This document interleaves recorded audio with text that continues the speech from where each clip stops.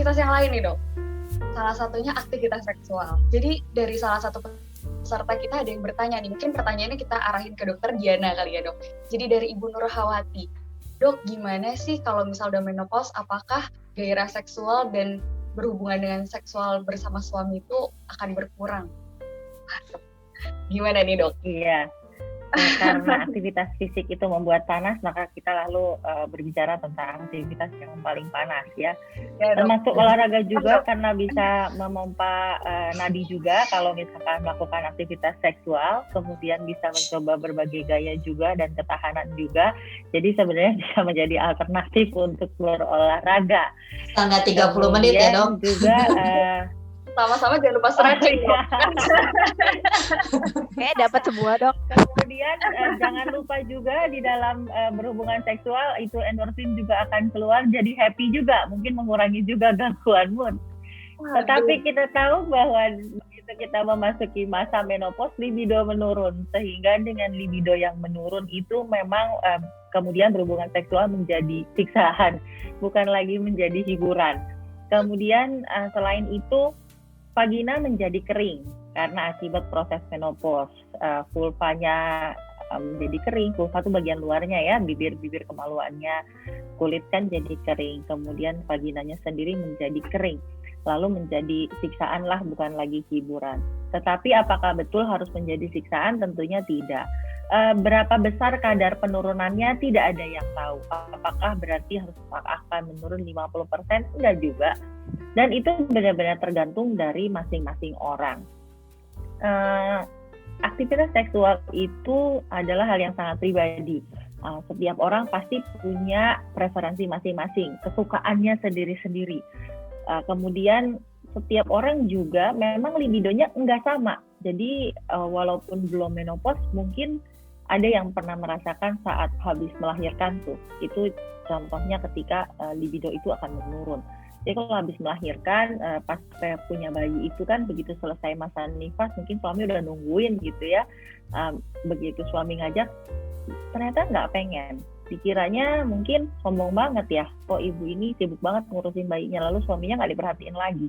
Ternyata bukan itu, memang ada mekanisme dari hormonnya yang sama seperti ketika menopause, hormonnya itu menyebabkan adanya penurunan dari libido. Yang bisa dilakukan adalah yang pertama, memang kita harus mencari aktivitas intim apa yang kita sukai bersama pasangan. Artinya gini, menjadi intim tidak hanya melalui hubungan seksual saja. Ada masa di mana kita tidak bisa melakukan hubungan seksual, tetapi kita bisa tetap merasa intim dengan pasangan. Terserah mau melalui sentuhan, ciuman, berpelukan, apapun boleh.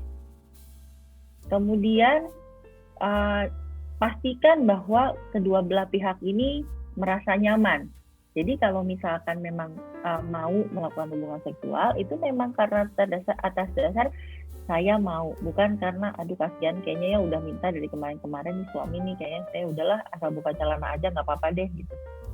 Itu akan membuat ibu merasa lebih lebih nggak nyaman. Udah mah nggak rela. Habis itu juga asal aja ya udahlah terserah, yang penting suami puas. Sebenarnya enggak. Kalau mau masih bisa kok untuk puas dua-duanya. Tapi mungkin ibu boleh minta sama suami, boleh enggak misalnya cium dulu dong. Pegang dulu dong, bagian mana sih yang ibu suka, yang membuat ibu merasa terangsang dan ibu merasa nyaman. Ketika itu sudah nyaman, baru lakukan aktivitas seksual. Jadi apakah ada pause juga di aktivitas seksual? Sebenarnya enggak juga. Nah, kalau misalkan, tapi kan dok kering banget nih, udah dicoba pakai pemanasan segala macam, ternyata bukan cuma olahraga aja yang pakai pemanasan ya. Kan aktivitas seksual juga butuh pemanasan kan? Biar panas. Nah, betul, biar panas. Dan memang pemanasan ini penting sekali, bukan hanya nanti kalau sudah menopause, tetapi dari awal melakukan hubungan seksual, berbagai jenis pemanasan itu bisa dicoba untuk apa? Untuk membuat aktivitas seksual lebih seru. Jadi bukan langsung aja gitu, jump in, langsung ke aktivitas seksual, tapi pemanasan ini penting.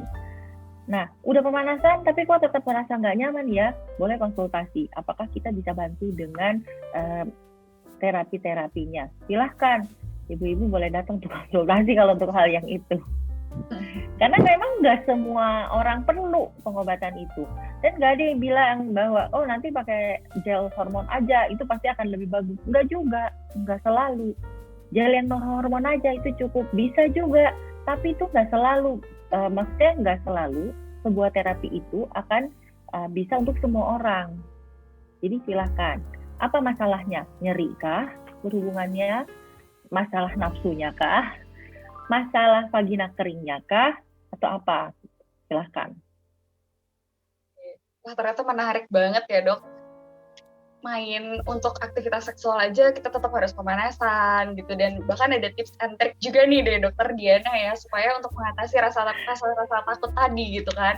Nah mungkin dari Bapak Ibu masih ada yang mau ditanyakan, masih boleh banget ya masukin di kolom chat. Tapi dok, kalau misalnya boleh tanya dok, berarti kan ada yang suka bilang katanya kalau udah menopause tuh udah nggak boleh berhubungan seksual lagi gitu. Sebenarnya itu mitos atau fakta sih dok? Karena kan kalau dari dokter Diana tadi kan bilang justru malah boleh, malah dikasih tips and trick ya dok supaya tetap bahagia dari kedua belah pihak. Benar kan nih dok? Kan seperti judulnya ya, sehat, aktif, bahagia ya kan. Jadi sebetulnya sih dari menopause-nya sendiri itu tidak menjadi halangan untuk mengurangi aktivitas seksual, nggak ada. Kapan aja boleh, sesukanya lah. Dan apa ya, mungkin kebanyakan perempuan berpikir bahwa perempuan dan seks itu seperti sesuatu yang tabu dan kotor, atau mungkin perempuan yang mengenal seks itu lebih apa ya, kayak kotor gitu daripada yang nggak suka seks. Tapi sebenarnya nggak juga, karena itu kan termasuk kebutuhan biologis manusia. Perempuan juga manusia, bukan hanya laki-laki yang punya nafsu seksual, perempuan juga punya. Jadi nggak berarti hanya bisa menunggu kalau suami mau doang lalu kita layani, nggak juga. Ibu-ibu boleh juga punya keinginan untuk nafsu seksual, atau ibu-ibu boleh juga untuk minta, saya nggak suka sebenarnya kamu gayanya seperti itu, coba ganti dong, ganti ke gaya yang saya suka, supaya apa? Dua-duanya senang, dua-duanya bisa merasakan kepuasan seksual, dan nanti hormon endorfinnya akan muncul, jadi nanti dua-duanya akan happy, gangguan mood akan berkurang. Mau nambahin sedikit sih? Boleh dokter. Enggak sih, bukan itu. Maksudnya tadi gini, kalau kita ngomong menopause kan kita berubah gitu ya. Jadi sama seperti, intinya sih gini, saya cuma mau nambahin bahwa menopause itu bukan berhenti gitu ya, tapi memang berubahnya sih pasti gitu loh. Jadi semuanya akan menjadi berubah. Yang paling mungkin kalau kita tadi dengar ngobrol-ngobrol santainya gitu ya, untuk mencapai satu titik butuh waktu lebih lama, pemanasannya mesti lebih lama di setiap aktivitas gitu loh. Maksudnya mau berhubungan seksual, pemanasannya mesti berubah, perlu ada yang berubah. Mau olahraganya mungkin harus berubah. Mau kerja di rumah pun gitu ya, sampai kadang-kadang suka bilang gitu, saya nggak ngapa-ngapain kok gitu, tapi dia masak berdiri selama 5 jam, bikin kue sampai jadi, nggak duduk, nggak berhenti bergerak gitu ya. Itu juga mesti berubah gitu. Jadi pemanasannya, stretchingnya di semua aktivitas harus ada penyesuaian gitu ya tadi. Bukan berarti berhenti, tapi harus disesuaikan sih gitu maksudnya. Gitu. Tapi bisa tapi harus berubah, bersesuaikan lagi gitu dengan keadaan yang berubah, dengan yang baru gitu maksudnya. Mau nambahin juga. Jadi tentang aktivitas ini, ibu-ibu juga mungkin boleh ingat bahwa aktivitas fisik itu tidak hanya olahraga, tetapi juga aktivitas sehari-hari di rumah. Tadi yang dibilang masak, nyuci, ngepel, nyapu. Tentunya perlu disesuaikan semua gerakannya, tetapi bukan berarti tidak mampu lagi mengerjakannya. Saya ingat kemarin ini ada pasien saya usianya itu 70 tahun, datang karena prolaps ya, jadi yang turun, rahimnya turun gitu, terus keluar lewat vagina gitu kan. Nah terus anaknya komplain, iya nih ibu saya udah tua tapi kerjaannya masih sibuk aja masak, kan repot dok gitu kan, malah jadi sakit ini sakit itu. Loh, itu adalah pemahaman yang kurang tepat sebetulnya, bahwa walaupun usianya udah 70 tahun, tapi kalau misalnya memang masih mau memasak, itu sangat bagus.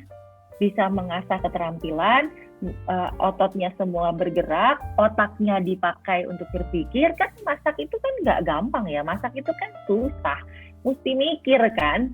Kemudian dengan dia menyediakan masakan, orang lain makan dan senang, itu juga akan menyenangkan hatinya.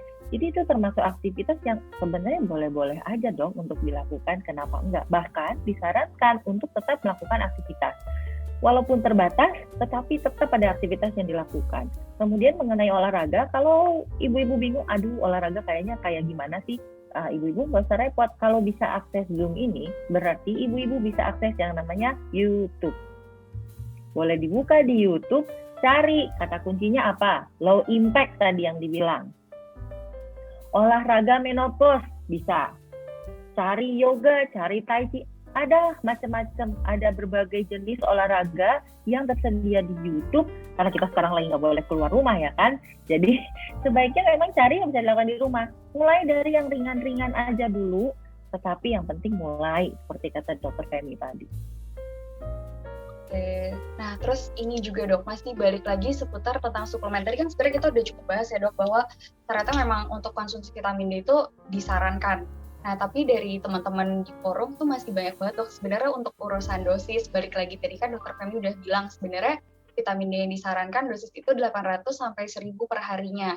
Nah, tapi sebenarnya kalau untuk kayak pada pasien-pasien yang memiliki riwayat penyakit jantung, riwayat penyakit gula darah atau darah tinggi, itu kan mereka ada konsumsi obat rutin juga dok. Nah, apakah itu akan mempengaruhi kejadian menopause, dan juga apakah pada pasien-pasien dengan riwayat penyakit tersebut tetap diperbolehkan mengkonsumsi vitamin D dok? Oh, ini saya yang jawab ya. Kalau menopause, apakah terkait dengan obat-obatan yang dikonsumsi? Itu tidak ada ya. Menopause itu kalau untuk dari penyakit kroniknya sendiri, atau misalnya apakah dari darah tinggi atau dari gula atau mungkin penyakit ginjal, sampai sekarang sih mungkin bisa berpengaruh, mungkin ya, karena secara keseluruhan penyakit-penyakit yang seperti itu kan ada peradangan di dalam tubuh ya, peradangan di dalam tubuh. Apakah kemudian nanti peradangan tubuhnya yang misalnya tidak terkontrol lalu terus kemudian akan mempengaruhi hormonal menopause?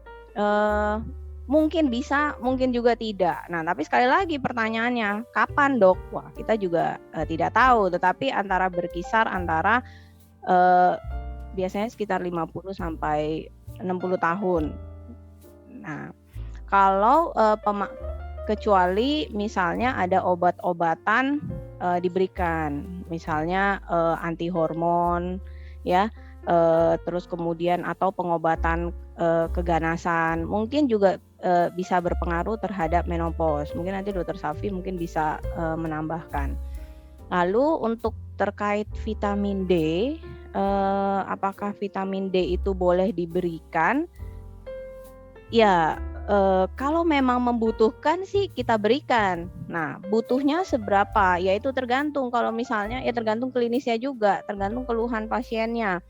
Nah, kalau itu ya sekali lagi konsultasi dulu. Ya, sekali lagi konsultasi dulu, butuh untuk pemberian suplemen vitamin D atau tidak gitu. Itu ya. Nah, kalau untuk konsumsinya sendiri dok, kan tadi kita bilang 1 hari 1 kali ya dok. Nah, sebenarnya ada batasan nggak sih dok? Misalnya cuma boleh mengkonsumsi selama 1 bulan berturut-turut, 2 bulan berturut-turut, atau sebenarnya kita boleh konsumsi itu tidak ada jangka waktu yang ditentukan dok? Kalau kita memberikannya dalam bentuk suplemen, jadi maksudnya dosisnya itu dosis suplemen sekitar 800 sampai 1000, kita boleh mengkonsumsinya setiap hari. Tapi lain hal kalau misalnya dokternya memberikannya dalam dosis terapi. Dosis terapi itu berarti di atas 1000. Ya. Apalagi tadi ada yang saya lihat di chat itu, kalau nggak salah dia sampai mengkonsumsi 10.000 unit. Nah, per hari. Nah, itu berarti dosis terapi. Nah, kalau dosis terapi itu tentunya harus sesuai pemantauan dokter karena bisa terjadi overdosis, keracunan ya. Nah, bisa juga menyebabkan gagal ginjal dan lain-lainnya. Sehingga sekali lagi harus konsultasi dulu sebaiknya. 800 sampai 1000 itu untuk dosis suplemen bisa cukup diberikan 1 kali sehari. Tapi tentunya harus disertai dengan makanan diet yang seimbang tadi ya, diet terutama protein ya. Protein sama olahraga, sayuran hijau juga. Jadi protein, sayuran hijau maupun olahraga.